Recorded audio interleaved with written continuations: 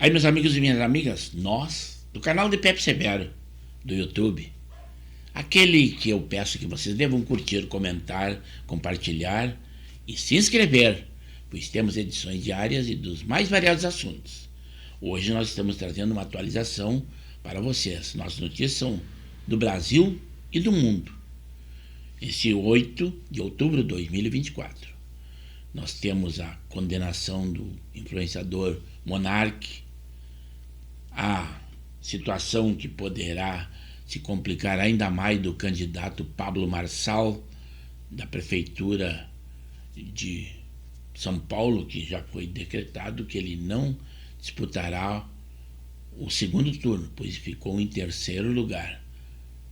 A decisão do Supremo Tribunal Federal diante da progressão de regime do ex-deputado Daniel Silveira.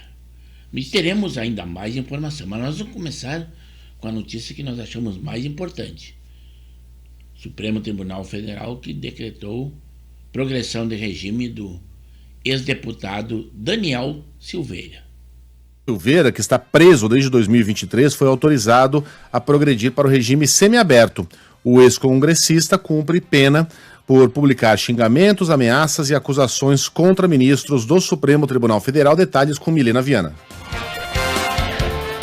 O ex-deputado federal Daniel Silveira vai para o regime semiaberto. A progressão da pena foi autorizada pelo ministro do Supremo Tribunal Federal, Alexandre de Moraes, nesta segunda-feira. Para o ministro, o ex-parlamentar cumpriu os critérios para a progressão da pena como bom comportamento, além de ter cumprido parte da condenação. Em abril de 2022, Silveira foi condenado pelo STF a 8 anos e 9 meses de prisão na ação penal por incitação à violência e ameaças a ministros da Corte em regime inicialmente fechado. Essa foi uma das notícias importantes do dia de hoje.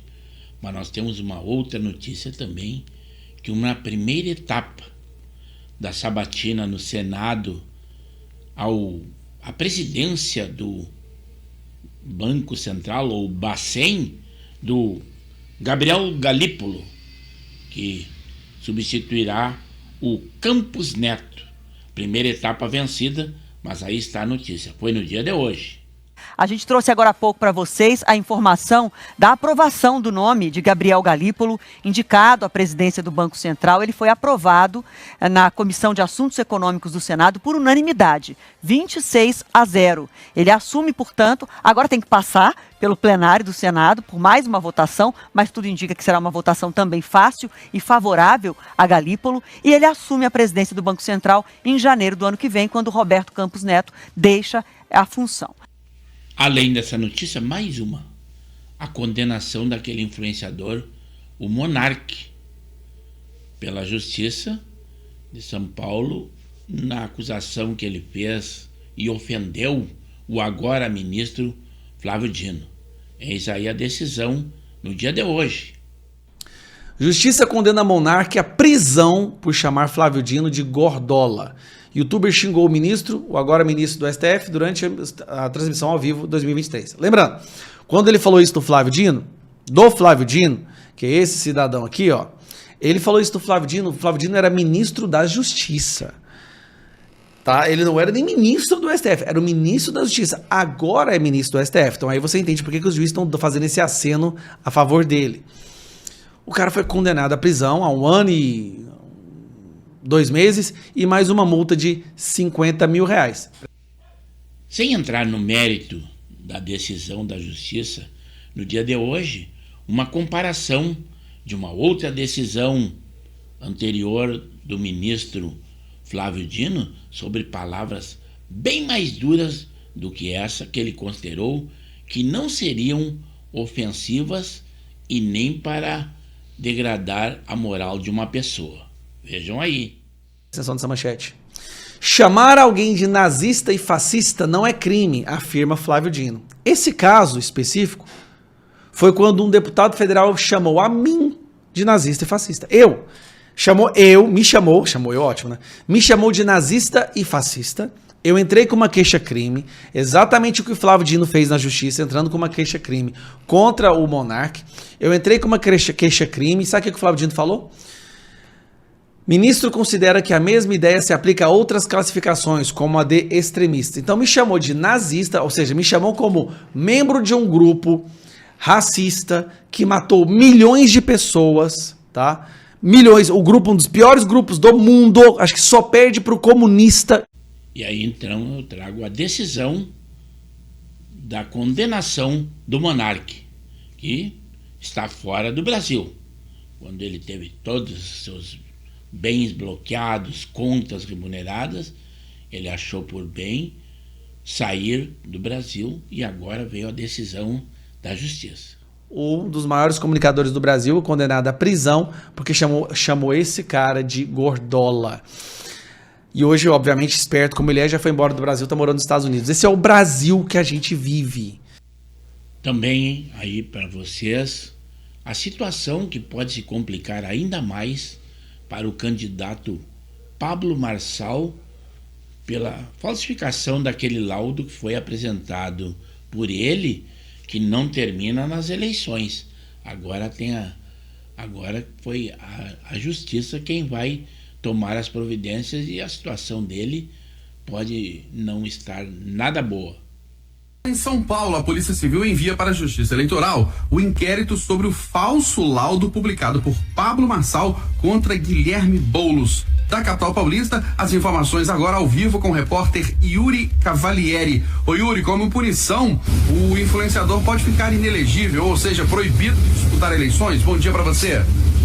Pode sim, Eustáquio. Muito bom dia a você, a quem nos acompanha. O futuro político de Pablo Marçal está nas mãos agora da Justiça Eleitoral. Isso porque ações contra ele, vale destacar, não foram extintas, mesmo após ele ficar de fora do segundo turno da disputa pela prefeitura aqui de São Paulo. Ficam extintas apenas as demandas relacionadas, por exemplo, ao horário eleitoral e a direitos de resposta pedidos por outros candidatos. A punição eleitoral mais grave é sim a inelegibilidade por 8 anos. Isso estragaria os planos dele da disputa do pleito para governo ou presidência em 2026, como ele mesmo disse no domingo que faria. São várias ações de investigação eleitoral contra Marçal que podem levar à inelegibilidade. Nesse caso, sobre o laudo falso em que o empresário acusava Guilherme Boulos do uso de cocaína, uma das filhas do médico José Roberto de Souza, que era o nome que constava na assinatura do documento, ela entrou na justiça contra Pablo Marçal após a assinatura de seu pai, que já é falecido, ter sido, portanto, falsificado, que já foi comprovado pela Polícia Civil, pela Polícia Federal também. Em agosto, vale lembrar que o Ministério Público já havia pedido a suspensão da candidatura de Marçal por ele oferecer dinheiro para quem compartilhasse seus vídeos em redes sociais e também a acusação de troca de vídeos por doações para a campanha. Isso pode configurar abuso de poder econômico. A gente continua acompanhando os desdobramentos desse caso de Pablo Marçal com a Justiça Eleitoral. E agora vamos àquela situação que também está muito grave, que é Israel combatendo aquele grupo do Hezbollah lá no Líbano. E neste 8 de outubro também foram combates muito fortes e agora ataque terrestre do exército de Israel. Aí está a notícia. É atual e recente, hein?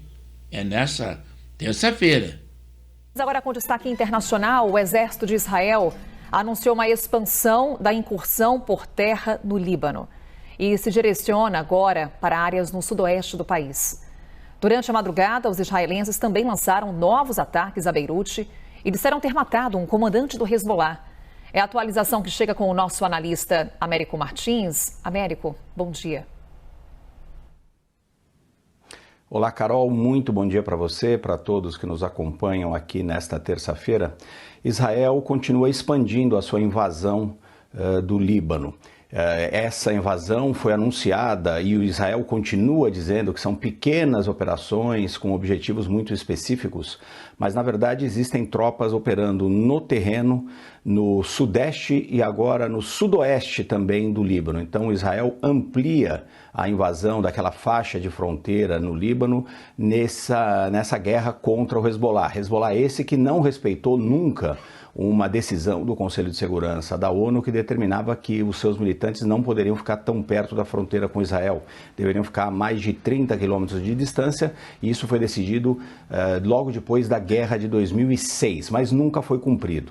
E depois do início dessa guerra, que já dura mais de um ano, ontem marcou aí o primeiro aniversário daqueles ataques abomináveis do Hamas contra civis israelenses, e logo na sequência também o início desse conflito, vamos chamar, entre o Hezbollah e Israel, que agora degenerou numa guerra total.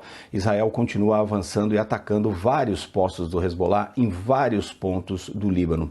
Tanto que confirmaram, inclusive hoje, as forças de defesa de Israel, que teriam matado o comandante do quartel-general do Hezbollah, mais um comandante militar do grupo militante xiita libanês, chamado Suhail Hussein Husseini, mais um nome importante na hierarquia militar, a hierarquia de combate do Hezbollah, que é morto por Israel. Israel vem colecionando desde o início dessa fase mais aguda do conflito com o Hezbollah uma série de vitórias. Conseguiu derrotar várias unidades do Hezbollah e conseguiu matar vários dos seus líderes, desde o secretário-geral, o grande líder político do Hezbollah, o Hassan Nasrallah, que até agora não foi inclusive substituído, mas conseguiu também matar muitos chefes dos esquadrões, os batalhões militares do Hezbollah. Então o Hezbollah neste momento continua tendo muitas dificuldades ali de se reorganizar na resistência ao ataque de Israel. Mesmo assim, como é um grupo que tem muitos mísseis, muitos homens,